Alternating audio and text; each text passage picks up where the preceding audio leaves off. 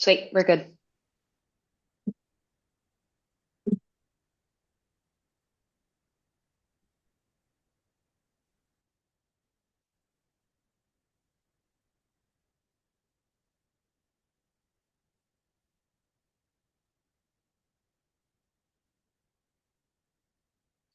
Okay, awesome.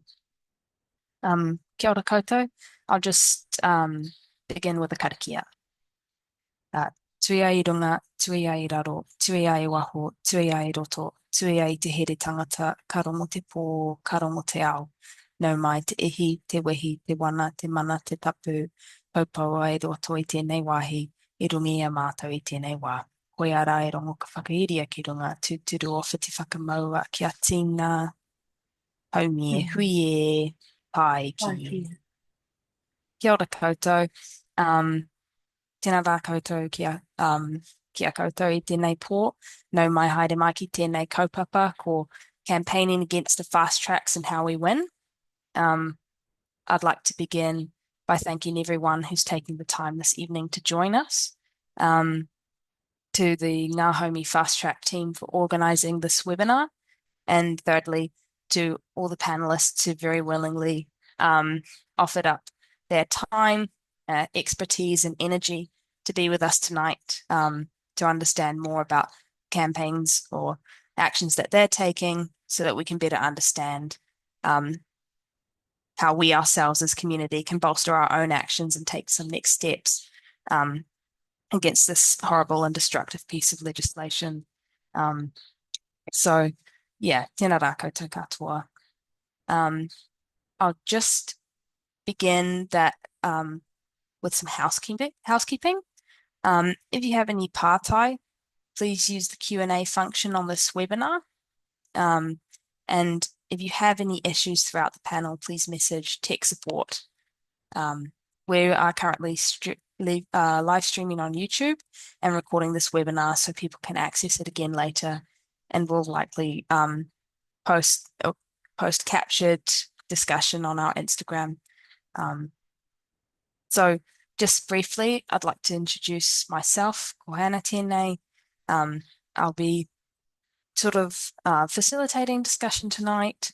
I'm part of Ngā Haumi, which is a kirikiriroa-based rōpū for Haumi committed to advocating for climate and social justice. And Ngā Haumi's been doing some mahi around fast track. And if you're interested in our current work against the fast tracks, included in the message that's just been sent out, Ngā Haumi has an open letter to the fast track panel deciding on a current coal mine expansion in Rotowaro, which is in the Waikato region. So if you're interested in signing that open letter, the link is attached to that message and is also available on our Instagram.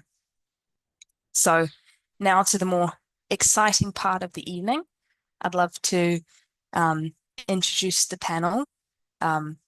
So with us today is Adam Currie from 350 Aotearoa, Samah Huriwai-Seger from Aotearoa Liberation League, Augusta Macassey-Pickard from Coromandel Watchdog and Communities Against Fast Track. And we also have Lan Pham from the New Zealand Green Party. So I will pass to you guys to introduce yourselves, and if you'd like to include what's your role in campaigning against the fast track. So over to you, Adam, to begin. Kia ora koutou, ko Adam toka ingoa, toka whānau tipunga ko Clan McLaren no Lomond i Katarana.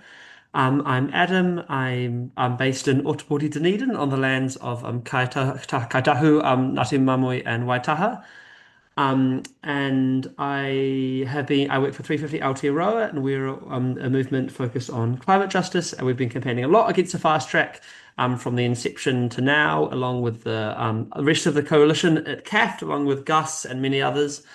Yeah, we sort of we've had a large range of organising both against the fast track and principle in general, and also about various projects such as the Dedistum Tatou, where we spent a few days in some coal buckets and various other things. But yeah, kia ora koutou.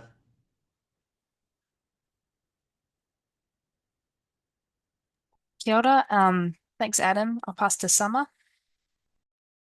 Kia ora tātou. Firstly, thank you so much for having me on today. Honoured to be here with this panel.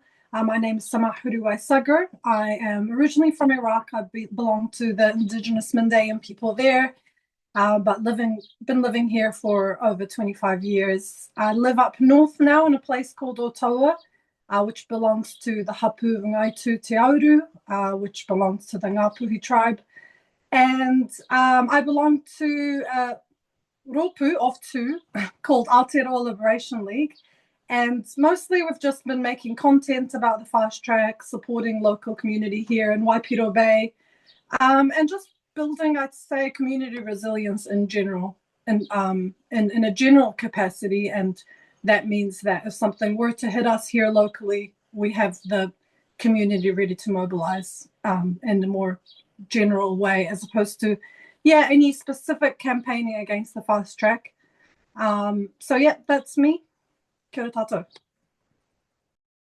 Tēnā koe. Augusta?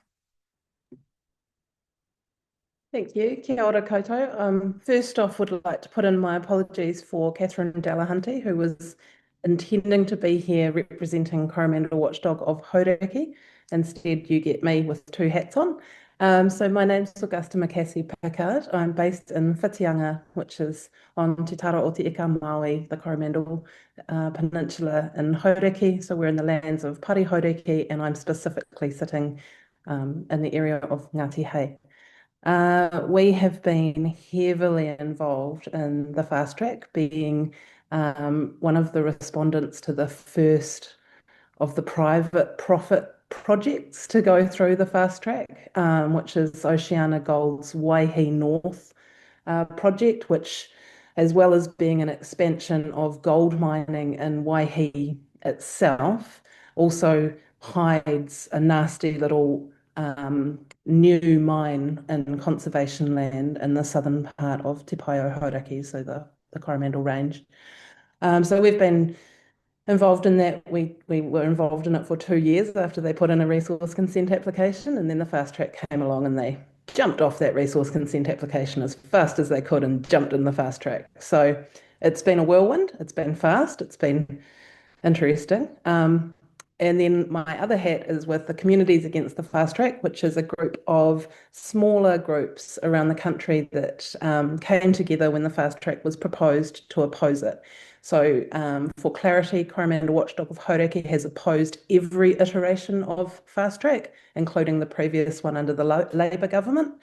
So when this was proposed, we were mindful that the previous iterations had seen a sort of a siloing effect of the involvement of environmental groups, with that last iteration from Labour meaning that sort of 5 pre-selected environmental groups would be consulted on these big projects and communities would still be shut out.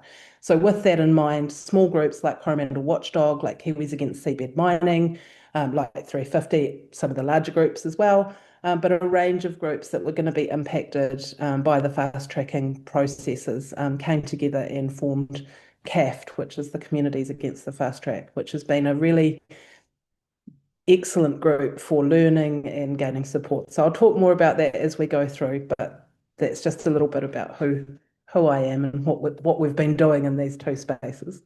Kia ora. Kia ora, thanks for sharing. And lastly, Lan. Kia ora koutou. Thanks so much for having me on the panel tonight. Ko Lan Pham tōku ingoa. I'm a Green Party MP, and broadly I'm involved with fast track because my background is in Waimaori, in freshwater, and I grew up in Te Whanganui Tara in Wellington, and my heritage is Vietnamese and Pākehā, English Irish. And I just want to share, I had this real strong belief and I guess essentially expectation that people in power will protect our commons and our environment. And that was just something that I grew up with really assuming. And so it's a huge privilege now to be in Parliament and seeing this government, which really for the first time is a government that isn't even pretending to care about the environment. You used to actually have to pretend, otherwise you just wouldn't get elected. But they're just really like, this is a totally unprecedented government, and so it's awesome to be able to be there at this moment where ideally more and more people are learning about what the government's doing, understanding what it means for them and their communities, and then rallying. Because, you know, if this isn't a opportunity for a collective call to action, you know, I don't know what is. So yeah, as kind of harrowing and horrible as this legislation and these actions that the government's taking are, I'm also like really amped about it, and really amped about the opportunity for us as Aotearoa Hou to be like, nah, this ain't us. This is not how we're doing things, and actually our future is way, way better than this.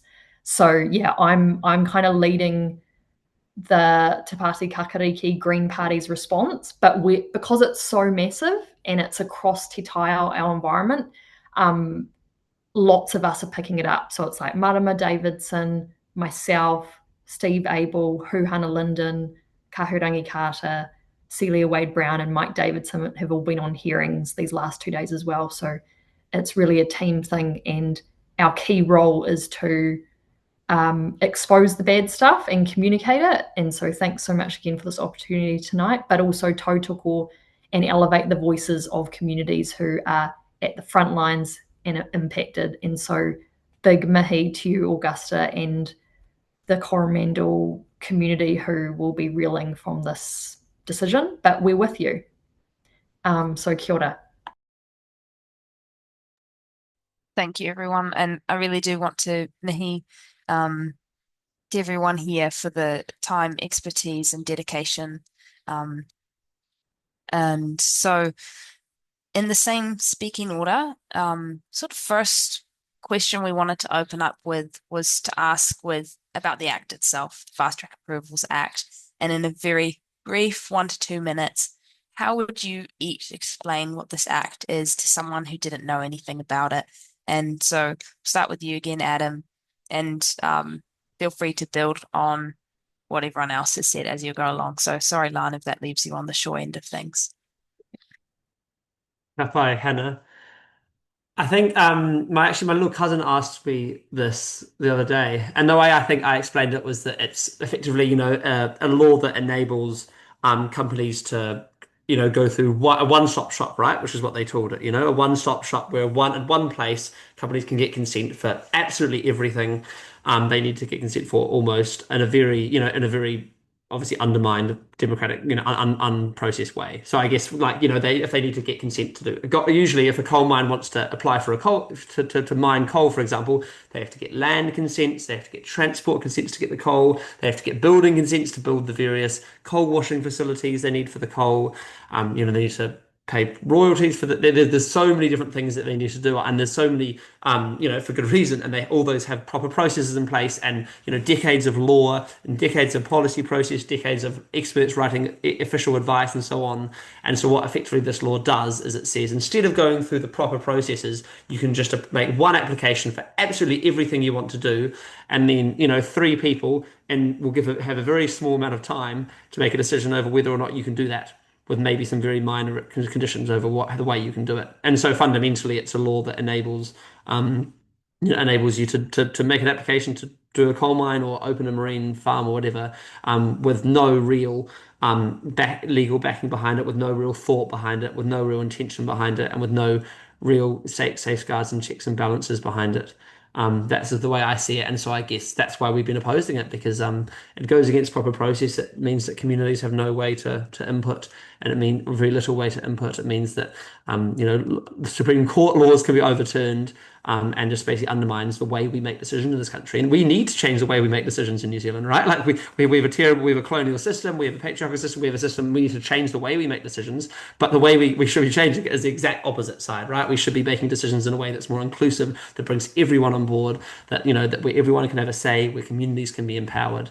And ultimately, I guess I see the Act as the opposite of that, as a way to isolate a couple of key politicians and a couple of key panelists with incredible amounts of power, with corporations and applicants being given the weight. So if we have the scales is weighted towards the applicant or the corporation that wants to build the thing, and the scales are weighted against everyone else who wants it to be done right.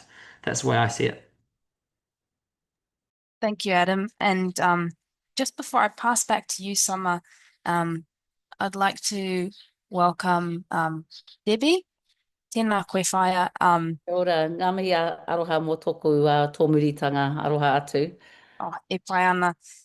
So where we are now, if you'd like to introduce yourself and go over maybe some role that you've had in campaigning against the fast tracks, and then afterwards we're going over brief explanation of the Act itself. So. Tuatahi ngā mihi kia koutou kua taimai ngā kaitiaki o tā tātou taiao. Ahi uri au o Taranaki te maunga, Pāti Aotearoa, Pariro Pā, te marae, Ngāti Ruanui, Ngā Rauru, Ngā Ruhine Oku Iwi, Ngāti Tupiro Toku Hapu Tūturu.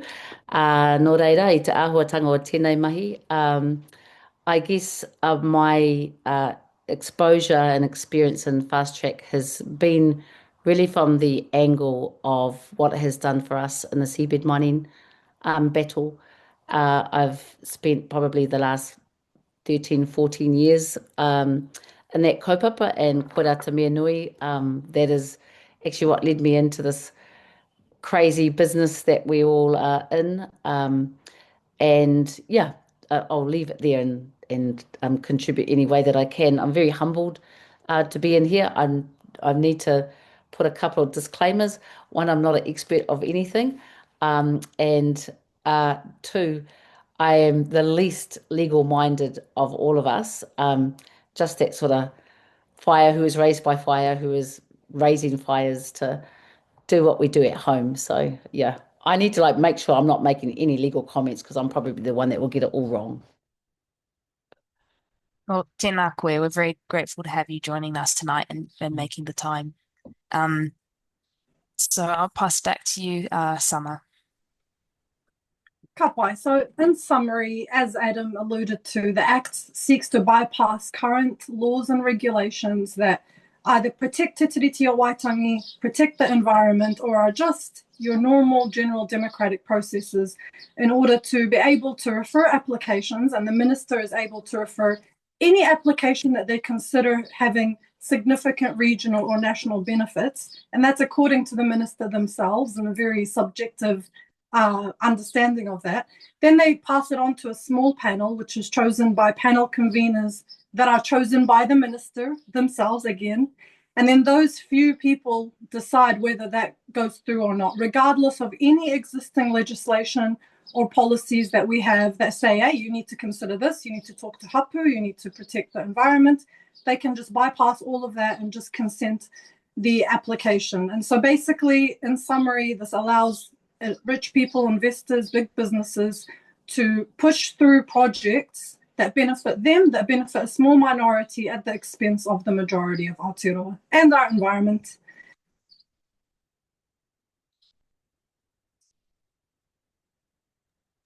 Augusta?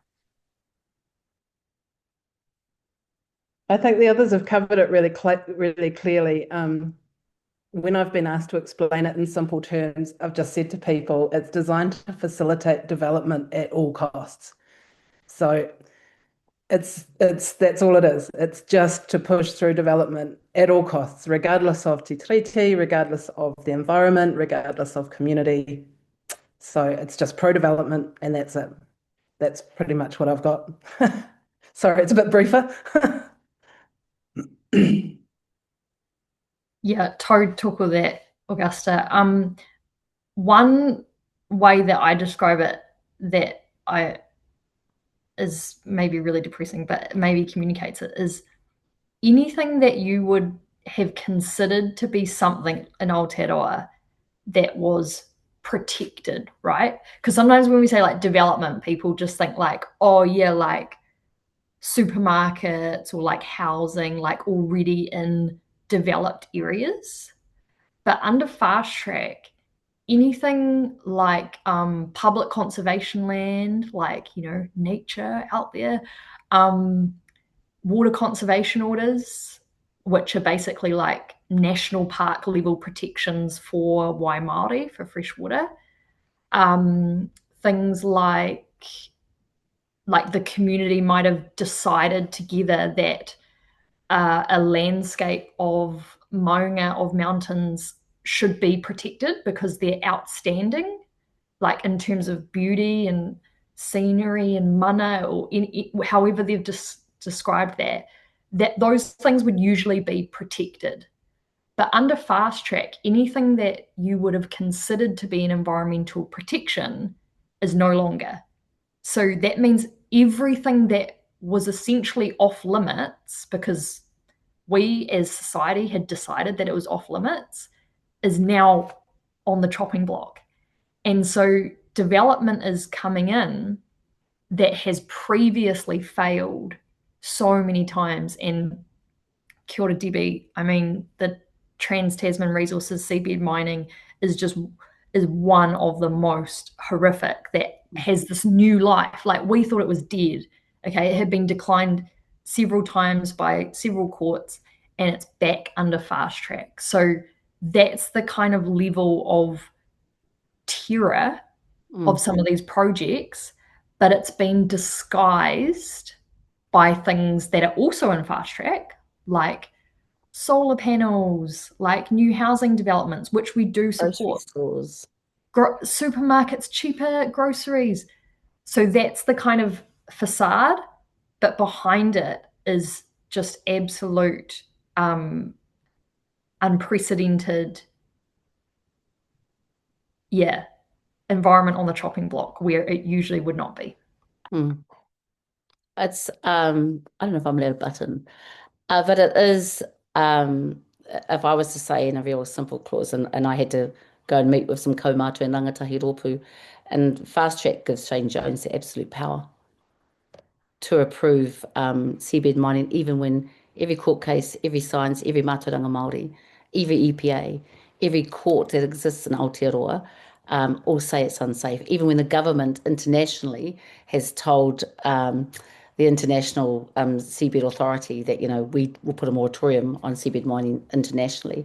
So it actually is it's frightening that it gives tyrants like that complete control in a way that for us in Taranaki we haven't seen since, the constabulary and all their might came in and ignored every footing that you could do, and a blueprint that you could show for your mokopuna to follow, absolutely bowls us out. And so, and which is why we stay in these positions and survive and continue with some of the environment that we're going through at the moment, because that's just so kino.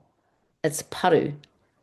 And I think, when you continuously, and we've lived this as Indigenous peoples, we've lived this as Māori, we've lived this as wahine, when you continuously have the line change because you're actually so damn great at what you do to protect your people, that they continues to throw this down. And the frightening part is that they remove any powers, any ability to go for any type of review, any type of response to it. And we've now seen, we've now seen the decision making that they're doing with the collapsing of the regional councils. That's just bulldozing anything that's in the way of protection mechanisms, anything that's in the way of us on the ground just trying to live with peace, live with dignity, and live to be able to leave something for our next generations. And it's the might of the pen in a way that is we've all experienced before. So I think it's really important to try and get across what fast track means across all the noise at the moment, because it's just so designed technically quite often confusing, and our people are fatigued of legislative disrespect. So I just keep saying it's fast track is it is the bill that gives Shane Jones absolute power. One paru individual, sorry. Yeah, so you guys, in answering that question, are talking about like the real purpose of the bill and how it's unbridled capitalism, and in doing so, running over community, running over whenua, not seeing that as a taonga and our requirements, our intergenerational requirements to look after the ecosystems we're connected to, but to bulldoze right over it. So would anyone like to speak to the current work that they're doing in fighting against the fast tracks and sort of their experience, learning experiences, positive, negative, in that process? And we'll sort of popcorn that one. Yeah, so I think is today Tuesday? I've actually just seen my papa off, which is why I'm late.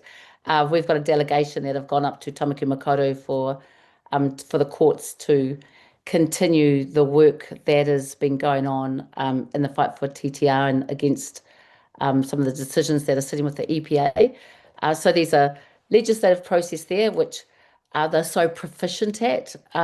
We've got, I think I was the first generation, my successor now, who's just beautiful. Her and my papa, so my papa and them are still, the kaumātua is still there, so they're off doing that. We had a really amazing wānanga in the weekend, maybe 6,000 taranaki people from around the maunga, where we wānanga about seabed mining. There was disclosure and showing what the taranaki reefs and what it is that they're doing, which in the context of that is that they're actually understanding why they need to keep an eye on certain legislation.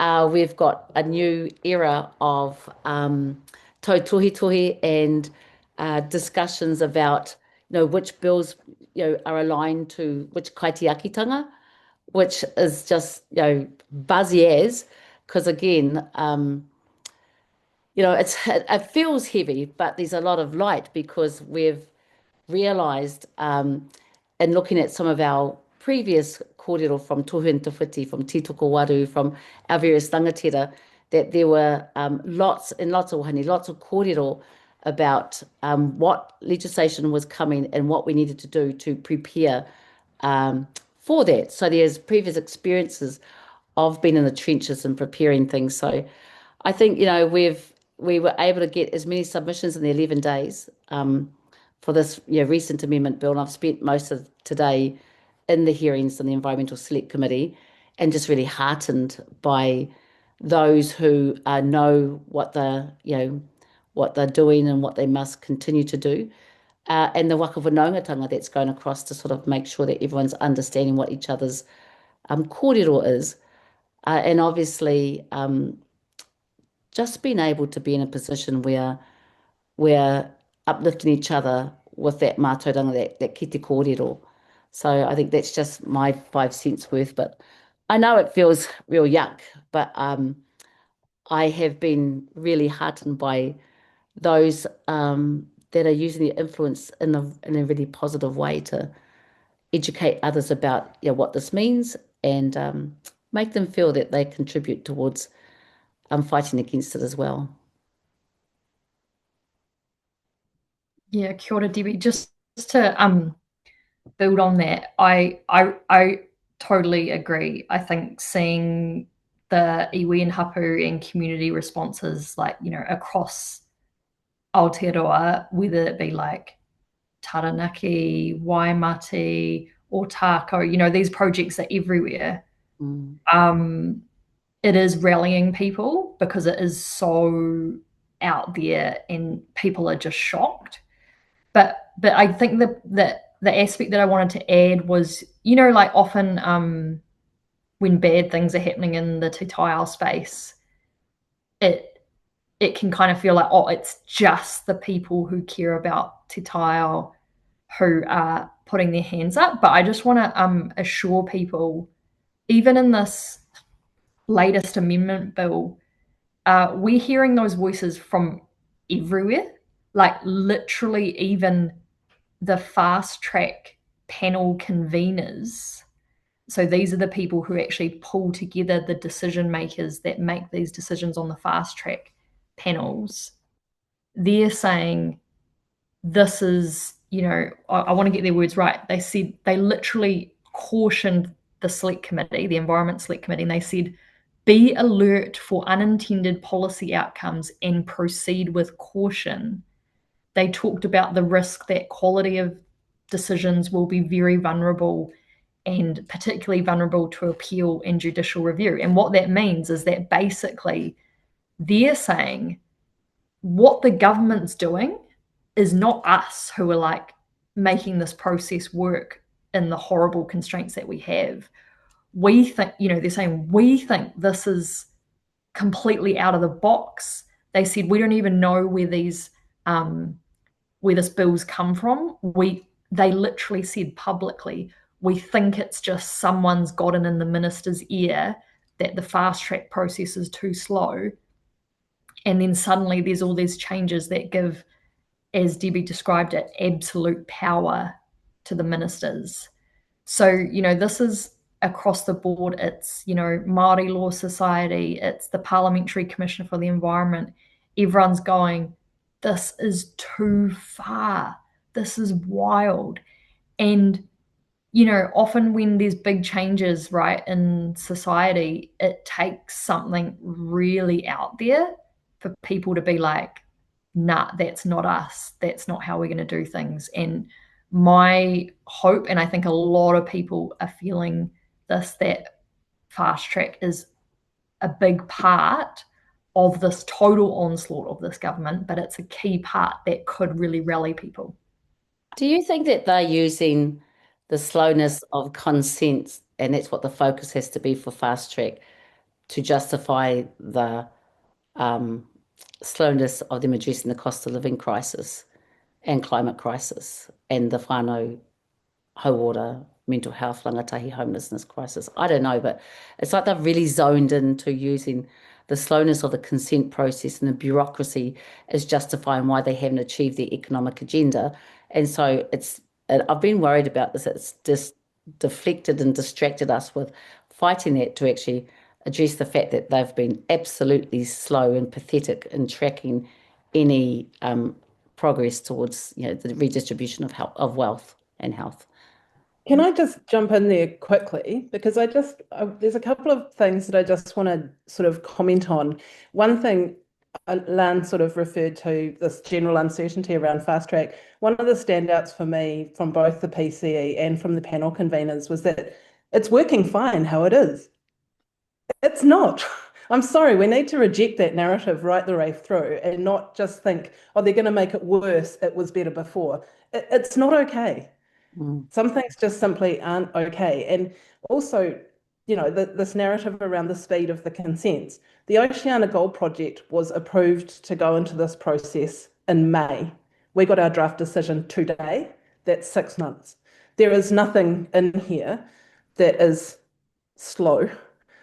It's an incredibly truncated process as it is. So I think we just need to be careful not to buy too much into the narratives that are coming out. The PCE sat there and said the process is working well how it is. It doesn't need to be changed. I reject that. None of these consents that have been issued have actually gone through into being physically acted on yet, right? So they're just still on paper. How can you tell me that worked? You can't. You can't tell me that the conditions that have been put on those consents are adequate, that they've worked, that the panel was able to make a robust decision based on the information that they were given. So, yeah, I just wanted to jump in there with that, and I'm happy to bring my thoughts around our community involvement when that's appropriate. Yeah, I totally agree, Augusta. I think that's the thing. The fast track is illegitimate decision making because it bulldozes through everything, and that's why we need to get rid of it and get rid of these projects. I totally agree. Well, this is the way that we keep getting sucked into the narrative. I mean, let's not forget who invented the fast track. It was David Parker and the Labour government. So it's not just that Shane Jones is is driving this. It's building on bad. It's bad building on bad, building on bad. And I think we need to call it what it is, right from the roots of the bad. Summer and Adam, do you guys want to add anything? And thank you guys for that, kōrero.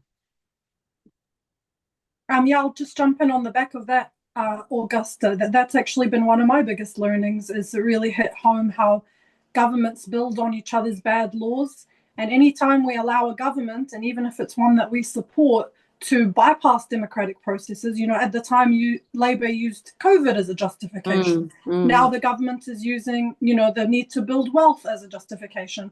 But we can't allow them, whatever the circumstance, to bypass these democratic processes, because they do get built on by the next government.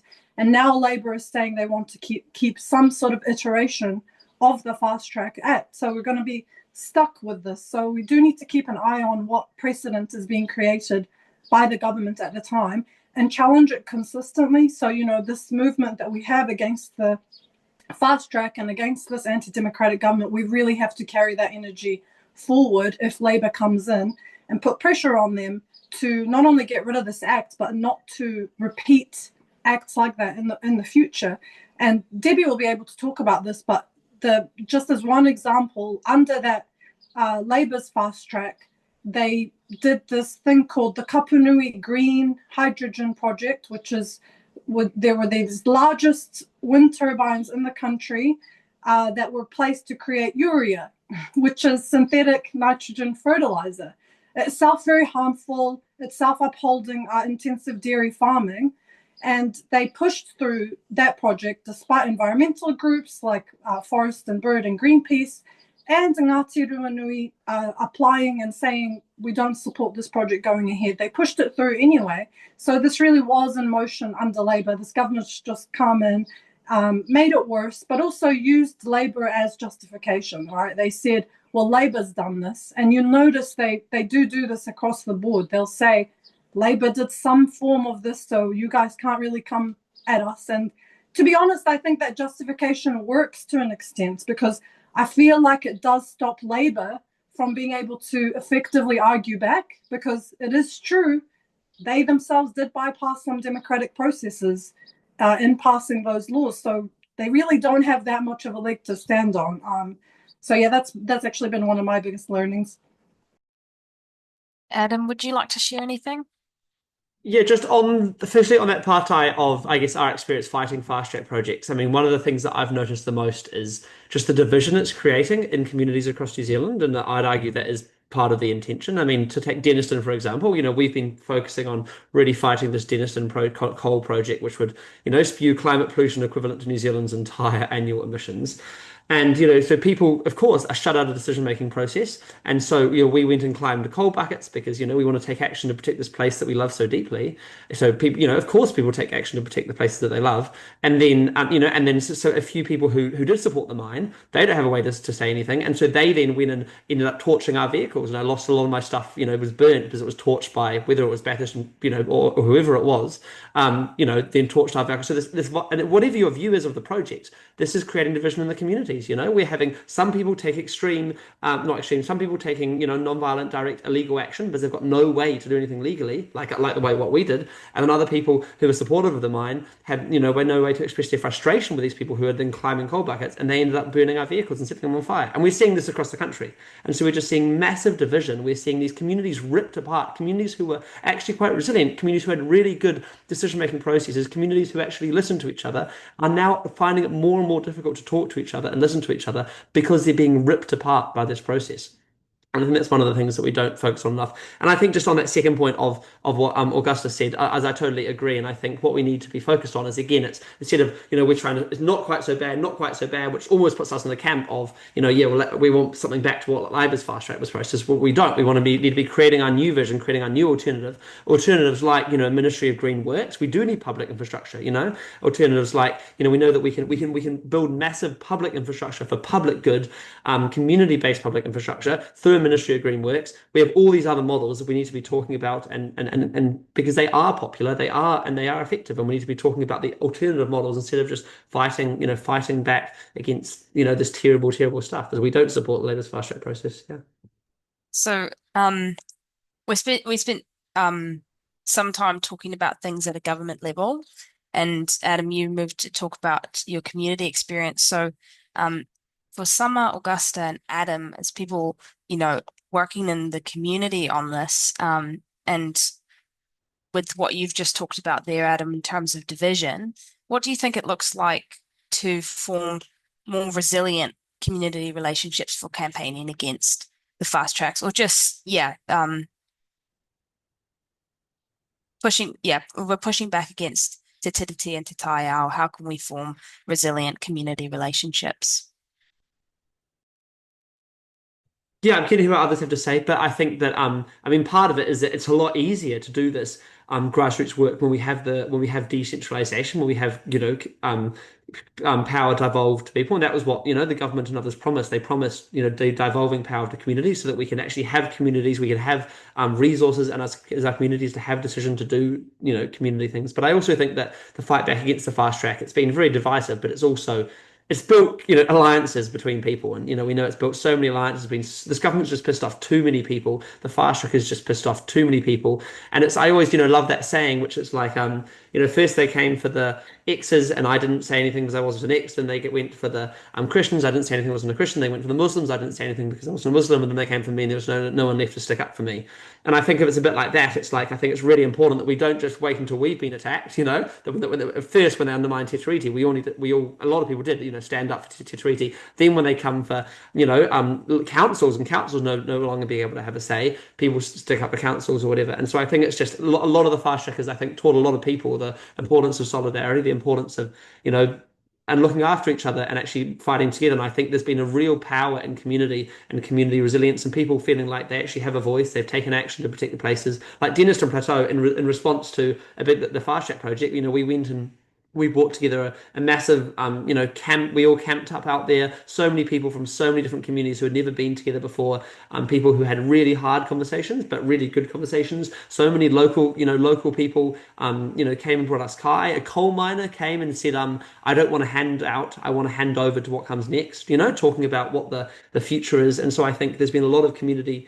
The fast track itself has been very divisive, but I think there's been a lot of the fact that so many people are being pissed off. It's an opportunity that we must be using to be building together. We've built these coalitions, we've built these partnerships with people, and now we want to go forward with it.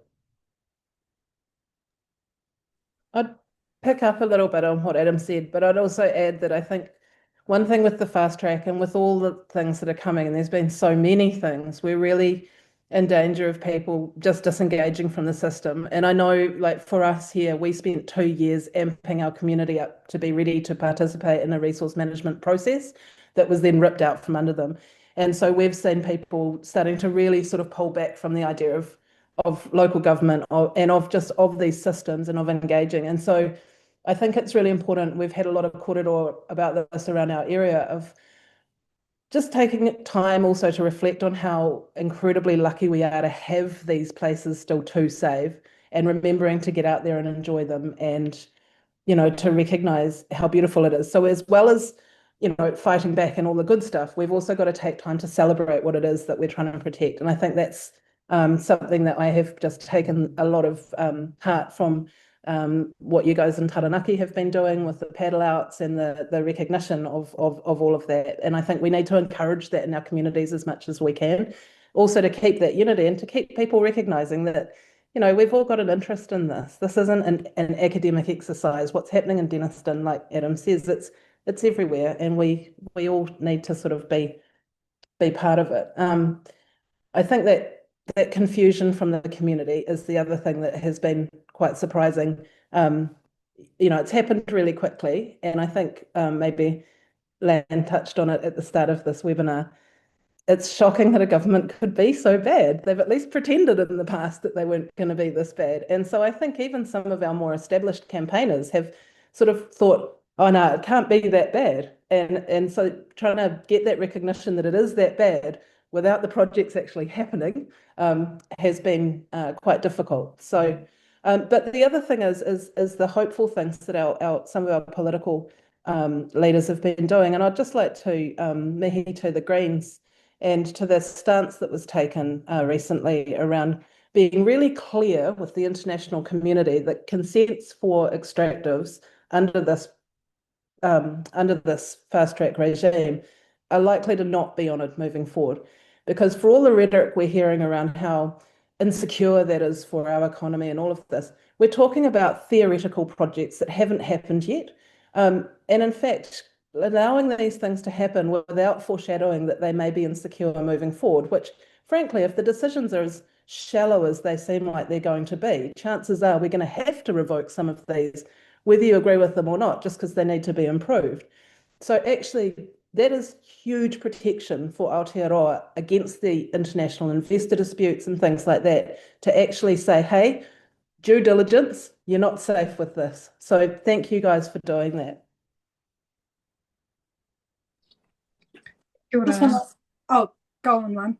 No, I was just going to say really quickly, thank you, Augusta. And the whole point of trying to be really clear about the illegitimacy of these projects and that it's not in Aotearoa's future is to put the pressure, particularly on Labour, to also have a strong, clear stance. And I think like it's going well. I think they are feeling the pressure to respond, and that's exactly what we need going into next year's election.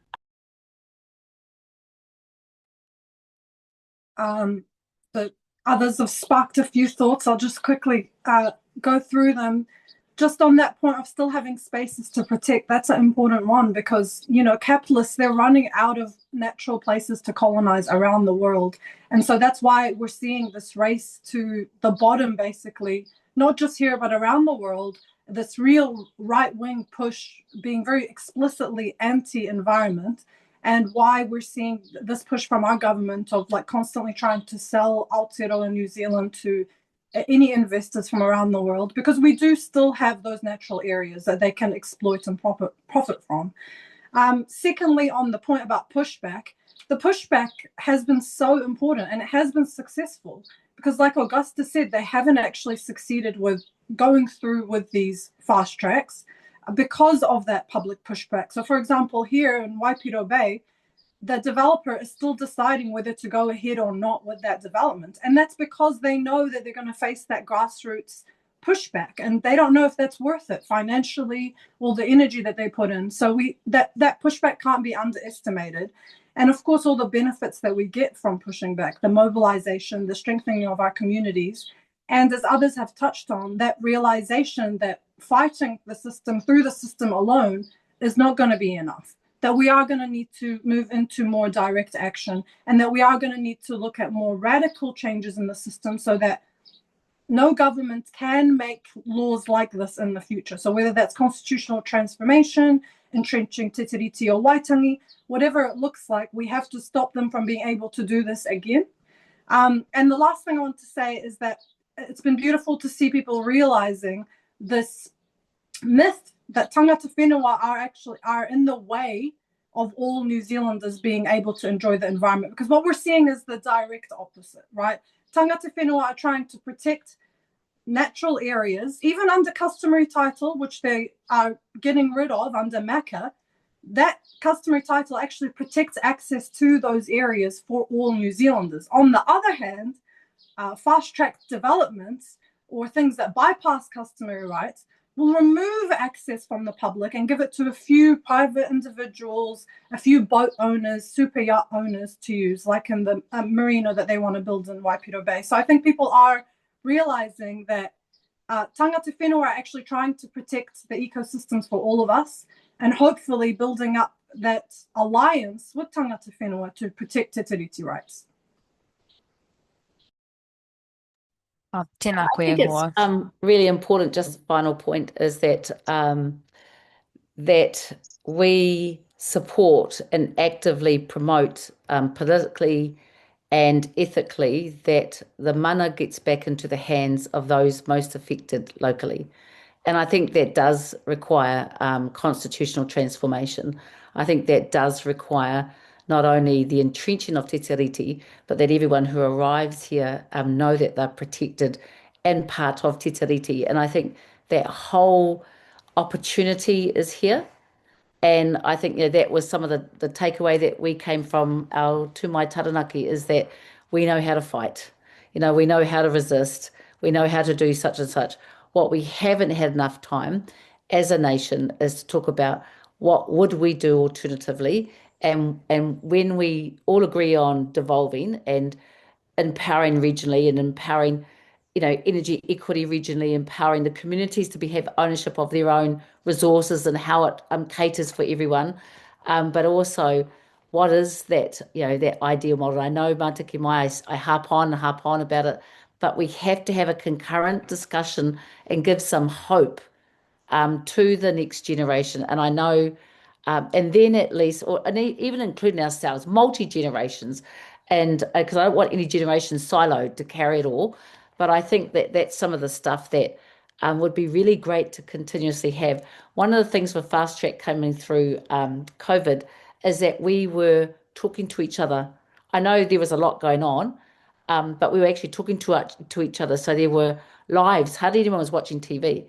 There were lives. I mean, that's how I actually even got to meet some of you guys. You were coming up with solutions. We were intruding in each other's space, interrupting our thinking. And I think right now, to stop the misinformation and the noise, there's actually a real opportunity to sort of talk about what it is that we've learned in our experience and what we wish concurrently was being developed so that, it was a progressive, and a way that could give, I think, some hope to those of us and coming through that are at varying degrees. Because I think the core of Mātiki Mai just reminded everybody of our dual spheres of authority. And I just think there's so many opportunities we could be having right now and doing right now. So important that we're talking about, like, well, what does justice look like in this space? What are alternatives? And Samah, I want to pass back to you and ask, and then open it up again to the wider panel before we move on to the Q&A. Just what does justice look like to you, and what tangible, specific changes are needed? And we've talked about Mātiki Mai. Perhaps you want to expand on it or talk about other things. Yeah, so in Aotearoa, we don't actually have a official written constitution, which means that the government can bypass any laws. Like the Bill of Rights is just a normal act that they can choose to breach, and they do so regularly.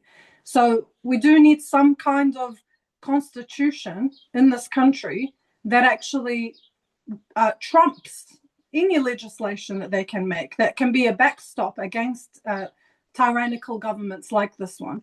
And we need to entrench Te Tiriti o Waitangi. Debbie touched on Mātiki Mai, I saw others in the chat do as well.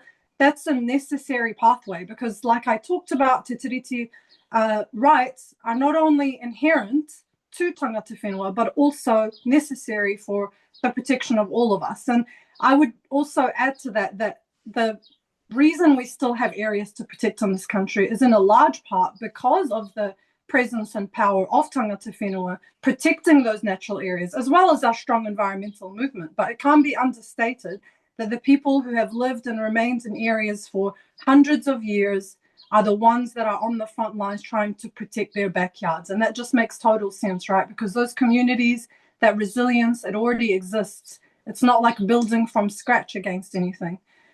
So yeah, moving forward, we need something to stop them being able to pass laws like this in the first place.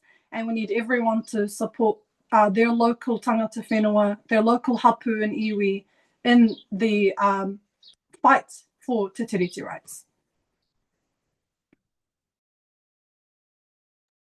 Anyone else like to speak to what justice looks like for them?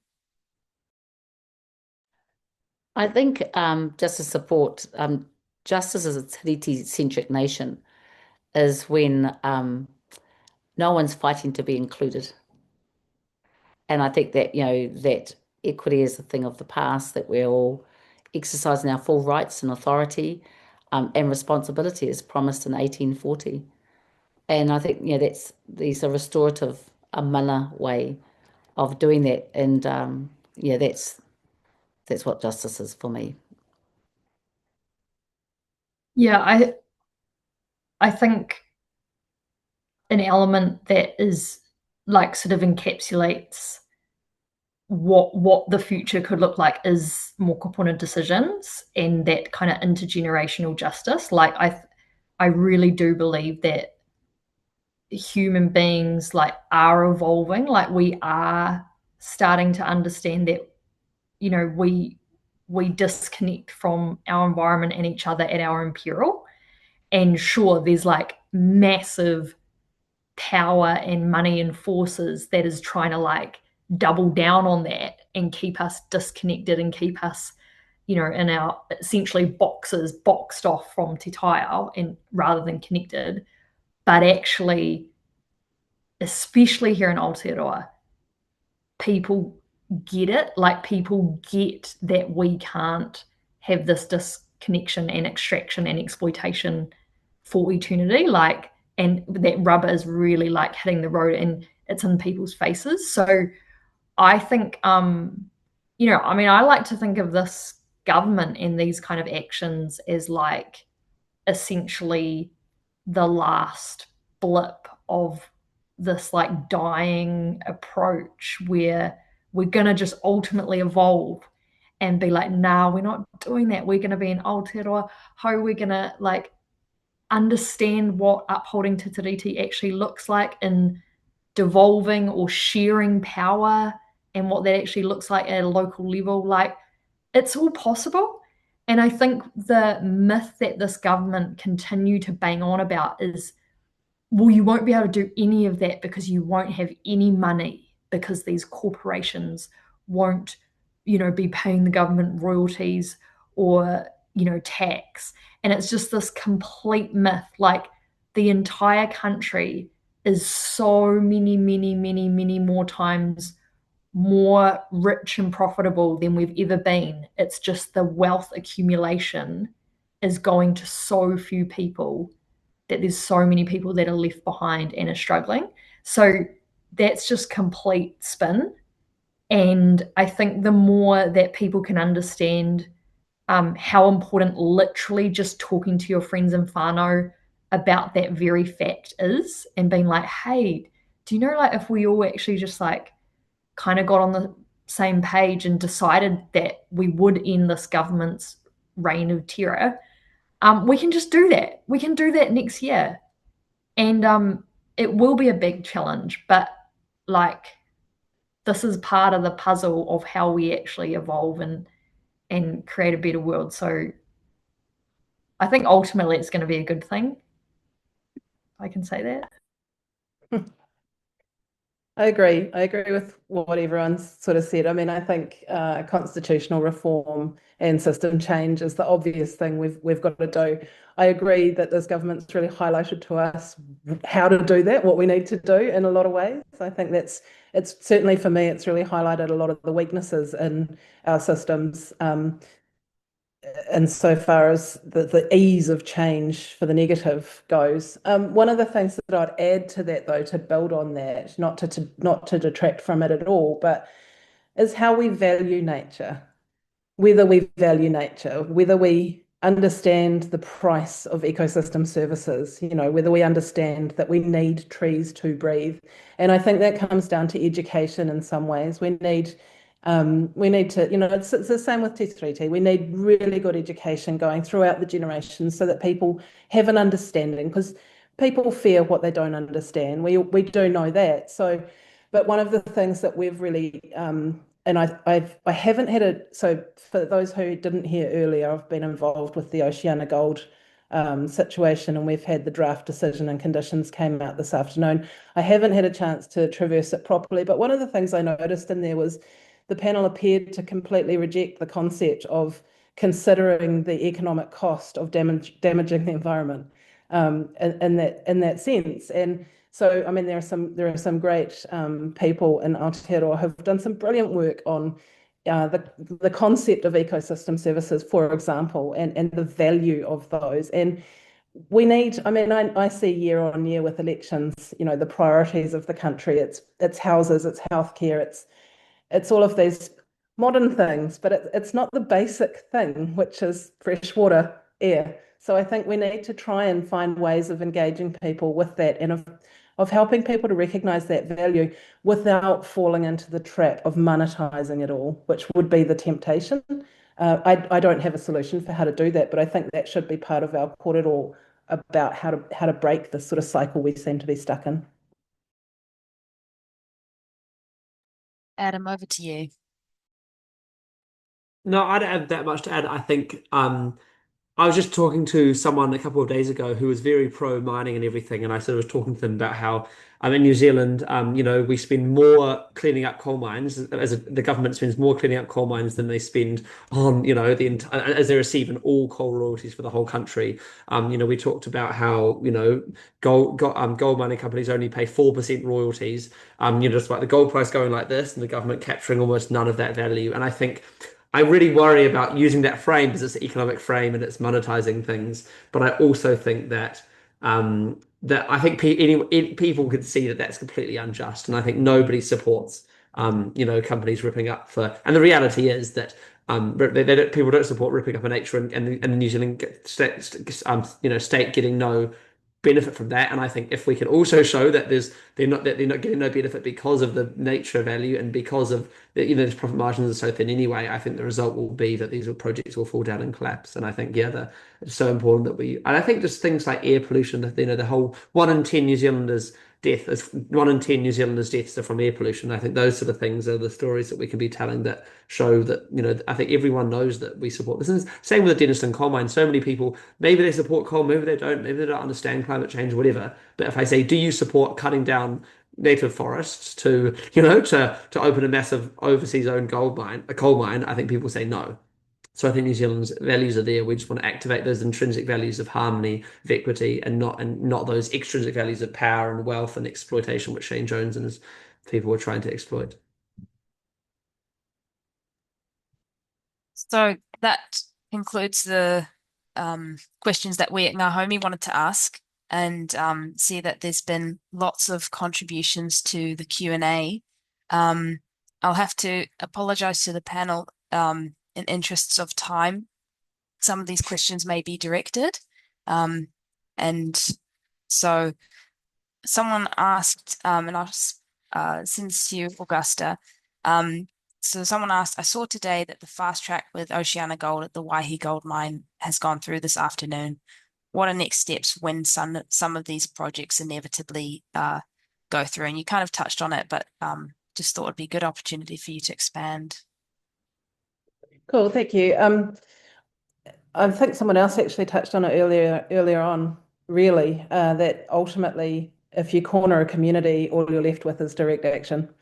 No one necessarily wants to see that, but if you won't listen and you won't even ask, and a community's been really clear that they don't want mining, you leave them with no option other than to take direct action, non-violent direct action, obviously, but yeah, to actually actively try and stop the work from happening, which is really unfortunate.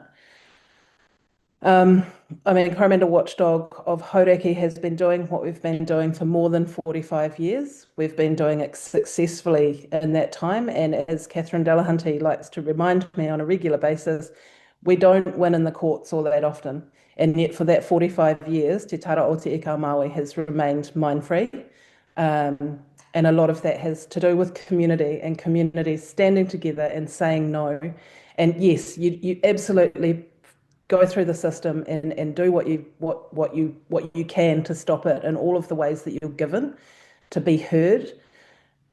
But if they're not listening, that is kind of sort of where you end up. The other thing I would add to that as well is to be informed about what else. What else is coming? Is there more? Are there other things that you can get involved with and potentially stop before they start? So yes, that decision came today. What a lot of people aren't aware of is that since the fast track was announced, the entire southern Coromandel range has gone under permit to about 8 different companies. Those companies are currently applying for resource management consents to drill, for exploratory drilling. There's one right next door to Wharekiroponga, which is where the Oceana Gold mine will be going in, where Oceana Gold want the mine to be going in. Please excuse my slip there.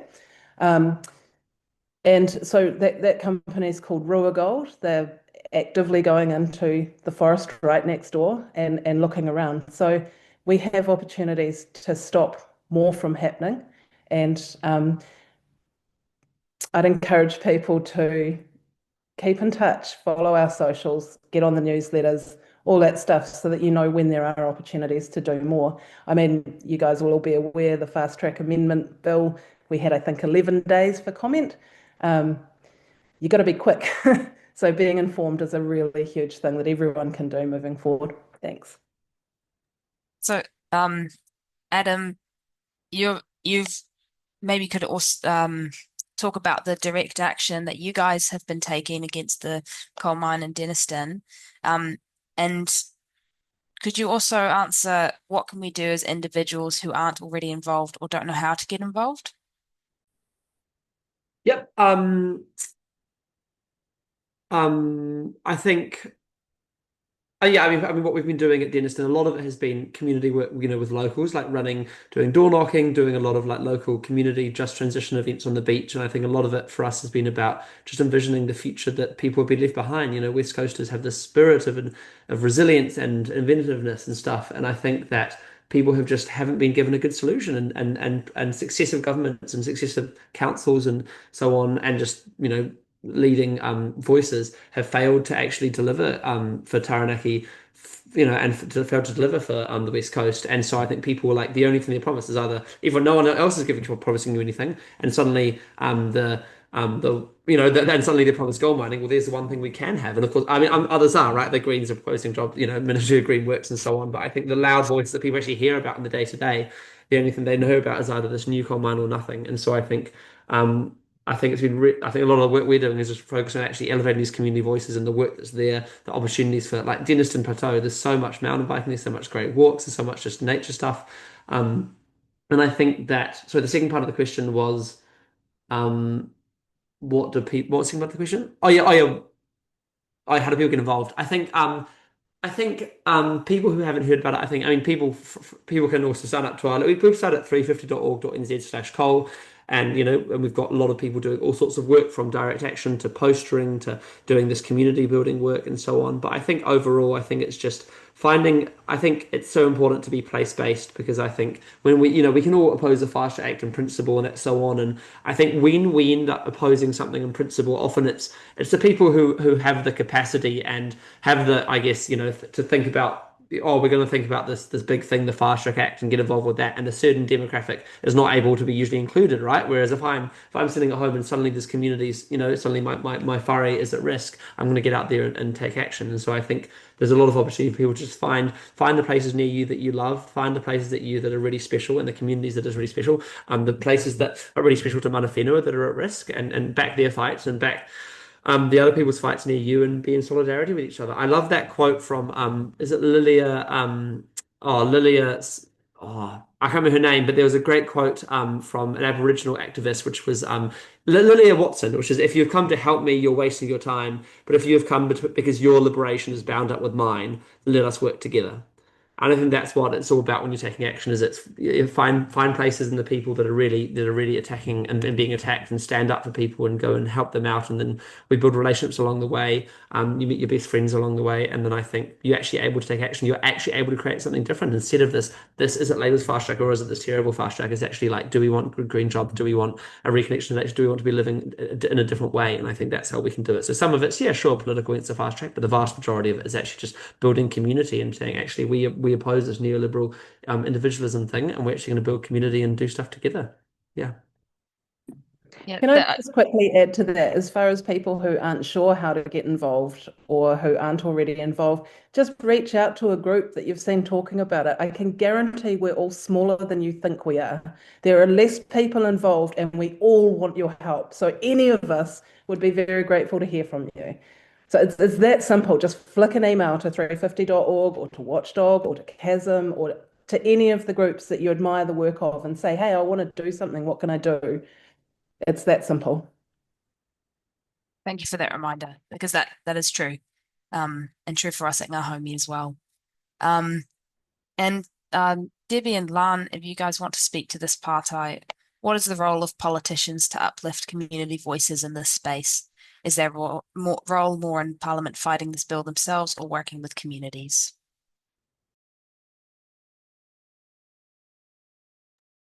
Oh, kia ora. It's both, because we're, like, our jobs are to represent people. and to bring that fight to Parliament where we get to stand up and say stuff against it at least and talk about it.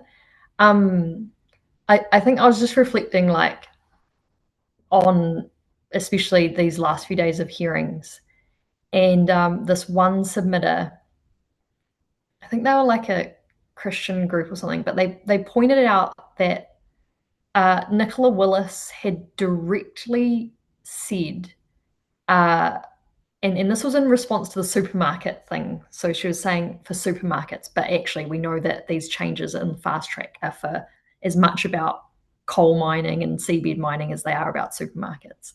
But they pulled out this quote, which I wrote down, and Nicola Willis said to supermarkets, "We are on your side and we will get rid of anything that may be standing in your way that is within the control of the government."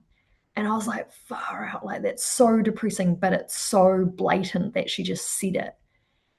And I was thinking the challenge for us and the opportunity is to bring that same fire and same, like power, but on the side of justice. Like it's like, we are on the side of Papatūānuku and each other, and we're going to do anything in our power to fight for those things that matter most. Like that's what we can do together. And it's not like politicians do this or whatever. Like everyone plays their roles, but we can do it together. And so I just want everyone to know, like in hearing what's going on tonight, that, yeah, like others have said, there really are opportunities for you to like connect and be part of it, because it's going to be awesome. Like it really is. When we like get this government out and these projects that have been given the so-called green light get like shown the road, and sorry investors, whatever, sorry shareholders, that's going to be beautiful. And we're going to build something freaking awesome that doesn't leave behind, because, there's the other aspect. The justice aspect is that the workers are exactly the people we don't want to leave behind. And that's why we have plans for Ministry of Green Works and industrial strategy, green jobs strategy. Like there are pathways and they're all possible. So let's get excited about that and not feel like, understand that that is a massive opportunity. It's not a burden. It can feel like a burden, but actually like it's just something to get excited about and get involved. So thank you so much for your time tonight. I think the question was, what are our roles? Was it Hannah? That's right. What is the role of politicians to uplift community voices in this space? I think first of all, for me, the whakapapa is a politician comes from within the community and is a māngai only. And I think that there is a perception that politicians are leaders and others, and perhaps in a kaupapa for sure. But a māngai is only as relevant and as, I guess, as important in making those changes as those that put that māngai there. And I think the politician's role is to, one, have gone in with a kaupapa, otherwise what are you a māngai of?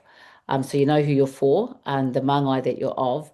And the role has to be using the 5-minute spiel that you get to elevate what that hapori, whether it be iwi, hapu, urban Māori, whether it be community, in whatever form, and that role is to bring to life what is significant to them.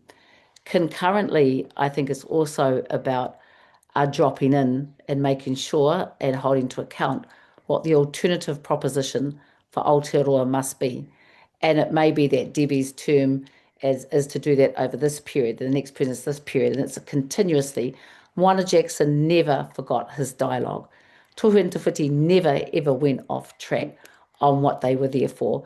And I think that if you're not clear what you're a māngai for or of, and then that politician has to ask why they're there. that politician needs to be able to hang on to that vision for other people, even when the world around them is collapsing, because they're relying on you as one root.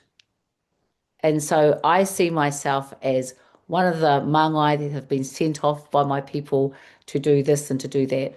If we had an agenda politically that absolutely everybody agreed, there was no debate about bringing to life Mātaki Mai and the transformation, then surely the other thing would be about bringing the wealth tax to make sure that everyone is lifted up, everyone can breathe and live and assert their kaitiakitanga, because then air and fresh water and the role of everyone being able to be there, when you were saying, Gus, that, hey, this is a small ropu, then everyone could actually breathe and be who they were meant to be.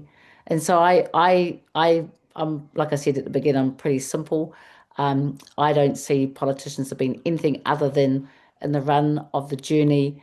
We're forever people, and forever people have a role to do in whatever capacity it is. And so I've been really clear. One of the things that I love is that the forever people, allies, and everyone around in this nation are clearly doing a bloody good job, because the government keeps coming in and making amendments to the bill that they put in over the bill of the bill of the bill.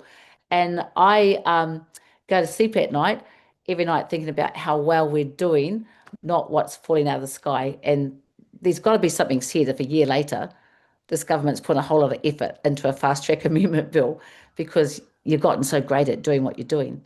So I think that, that's my simple conclusion. Now, how do I know if that politician's doing well? They come from a community like mine where they only have one pack and save, and they get a performance appraisal every time they go and get their kai.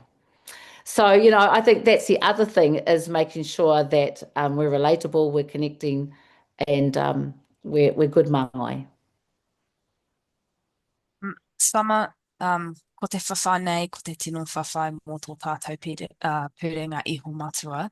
So this fight is the ultimate fight for decolonization, and that's what a lot of at Aotearoa Liberation League, what your focus is. So I wanted to ask you, what has been the most important lessons that you guys have learnt in your mahi? Just generally? I guess this is the last question, so it's up to you to speak to what you'd like, or summarize, or take that question as you'd like. I guess at the risk of being cliche, my biggest learning has been that working at a flex roots level is where it really matters. As great as it is for us all to connect, and I do think connecting as movements is vital, the mahi that we're doing now, which is the Noho Whenua, just up the road from our house, where the hapu is reclaiming stolen whenua, 1,000-acre farm, and currently the hapu is operating under mana motuhake, and we're not waiting for the Crown to transfer title. We're not making any demands from the Crown, really, because what we're doing is we're just operating under mana motuhake. We have partnerships with farmers who are operating on the land. We're running mara, starting an orchard, and we're just doing it. We're just reclaiming the land. So, for me, that's the kind of direct action that is needed in this moment, to stop relying on Crown processes, and that's not to takahi on the hard work that people put in courts and fighting through the system, because we do need to hit all the avenues.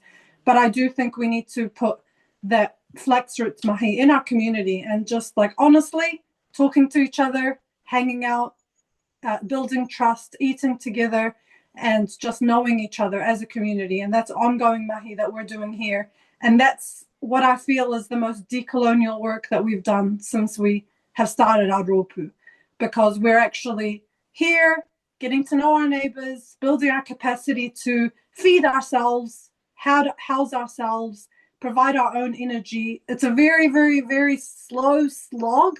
It's going to take a long time before our hapu reaches the point where we are 100% self-sustainable, but we are on that pathway. And most importantly, we're united as a community that is the pathway that we want to go down. So I'd say probably this is the most radical work that we've been involved in, and the most decolonial work that we've been involved in. Oe, e ngā kōrero ngā kai kōrero e tū mai nei. Ngā mihi mō koutou kōrero rangatira I tēnei pō aha ko te awha o tēnei ka wanatanga, aha ko te kinotanga kei roto I te ao. Ka whawhai tonu tātou, ka ora tonu tātou.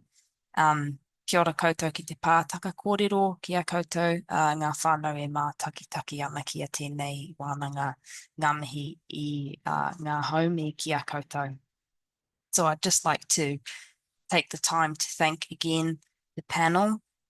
This has been a really rich discussion of the act itself, but more importantly, how we are resisting, how we are continuing to assert our rights as community members, for some of us as tangata whenua. Tēnā koutou, and for everyone who's joined us, I hope you take the time to reach out to these awesome community organizations who are doing this mahi and to join in on the whawhai. And so that's Communities Against Fast Track, Coromandel Watchdog, 350, follow Aotearoa Liberation League on socials, bang on whakaaro, and all of us who are working on voting this government out. So let me take a moment to think if I'd like to remind everyone that this webinar has been recorded, and so will be available after this, and we'll be sharing snippets on our socials, which is Ngā Haumi on Instagram.